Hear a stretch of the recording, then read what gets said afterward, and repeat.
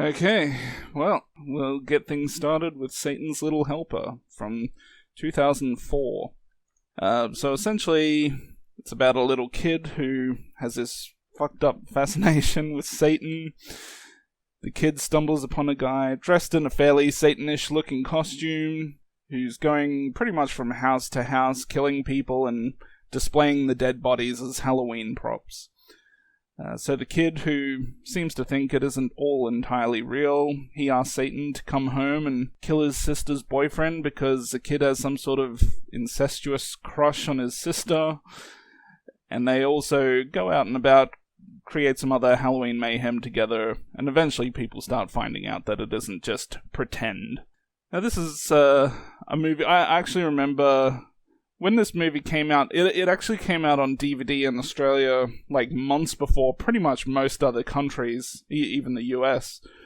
And it was around a time where there was a lot of really cheap movies filling up the DVD shelves at like video rental stores. And I mean, there was movies like Serial Slayer and Sickle and some other things that I can remember that weren't very good movies. In fact, some of them were just plain terrible, but they would, be on the shelves with pretty cool cover art, and you'd rent them, and then, you'd be like, how the fuck did this even get made? and I rented this one thinking it's probably going to be something more along the same lines. And even though this is a cheaper looking movie than so many others, it was actually quite surprising because it is quite an enjoyable movie.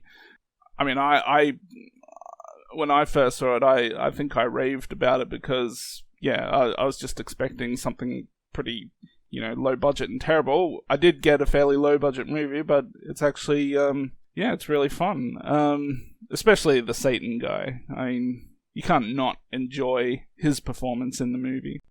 So this is a movie I have known about for quite some time, but I've never actually seen until recently. And I was pleasantly surprised. I didn't actually expect to like it that much. Mainly because I don't necessarily trust Chucky's picks. But it's actually a pretty decent movie. And I mean, it's not just you, but I've heard a lot of people talk, positively about this one. It is a, lower budget, but I don't think it hinders anything. I think the story is, somewhat creative. And there's some, in my opinion, some pretty decent performances, which is always, a good thing and makes the movie go quicker. My one big issue with this one is I think it went on a bit longer than it had to. If they had just cut the time down a bit, I probably would have been a bit happier, but I still think it's a pretty decent movie.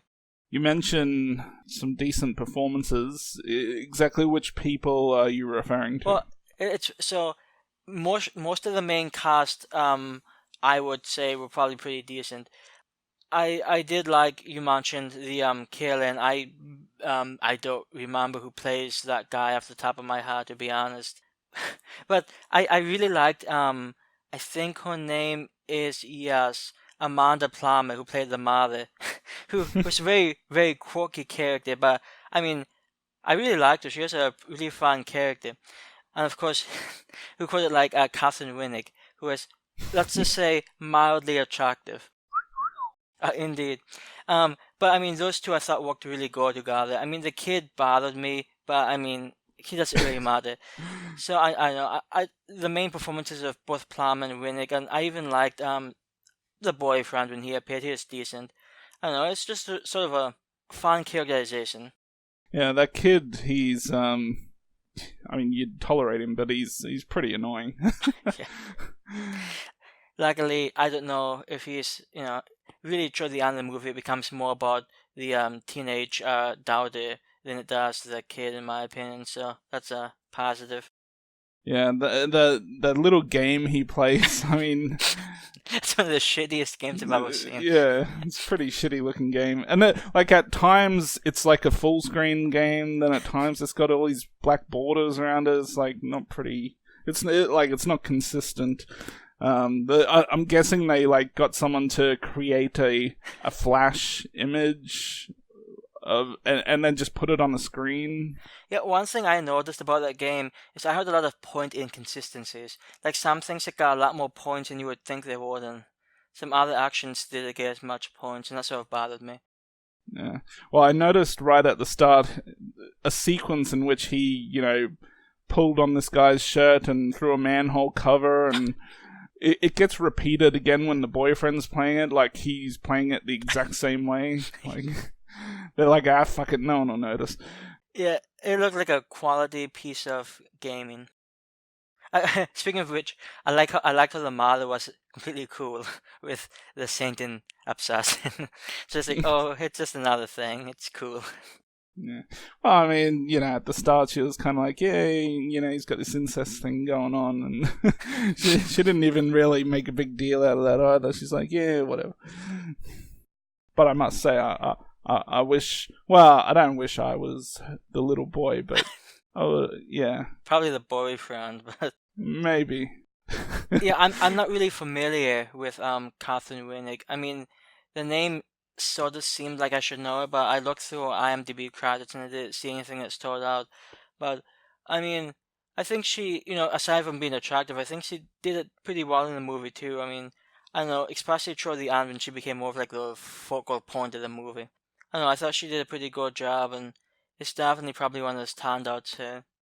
If only there had been some nudity.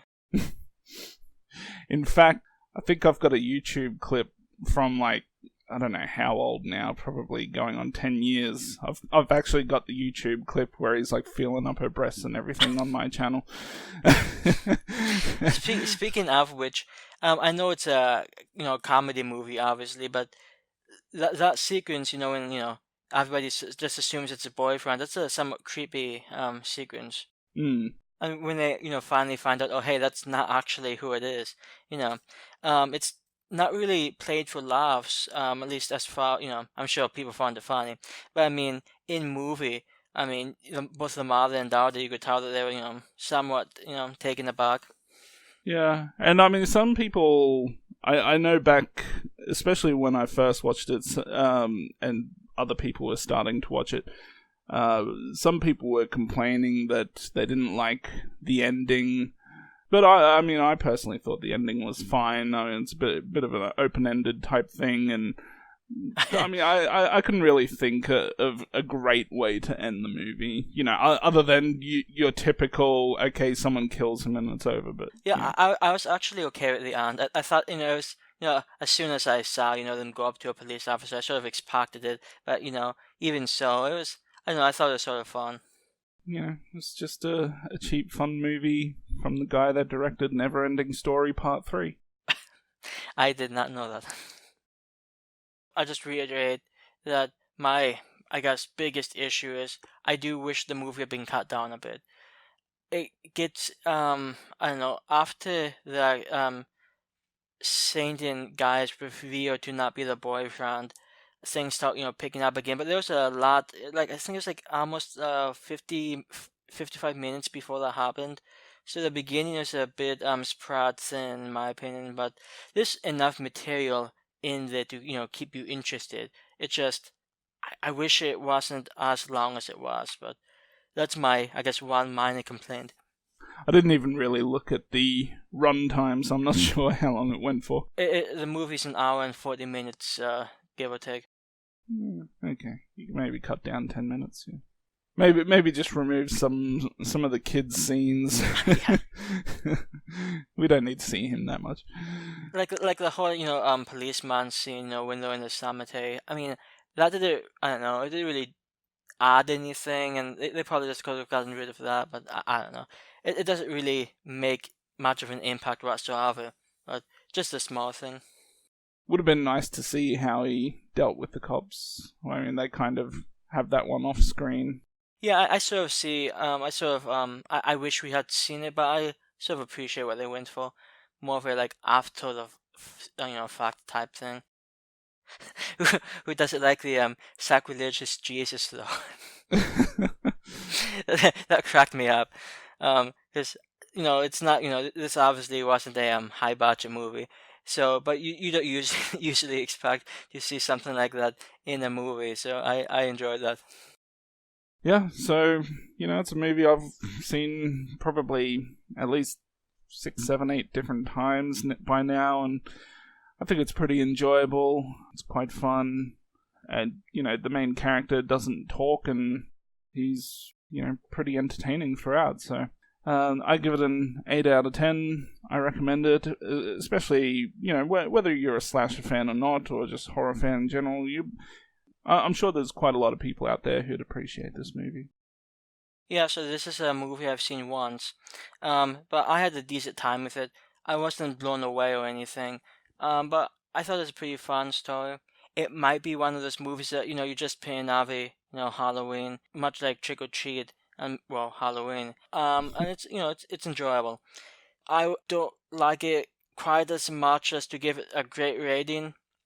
I do think it's above average. I'd probably go with a 7.5, but I think I would probably round it down to a 7 out of 10. So it is above average, but it's, somewhat borderline, and it's definitely worth seeing though. You can't see it right now, but I'm giving you the Satan middle fingers. I can feel it though.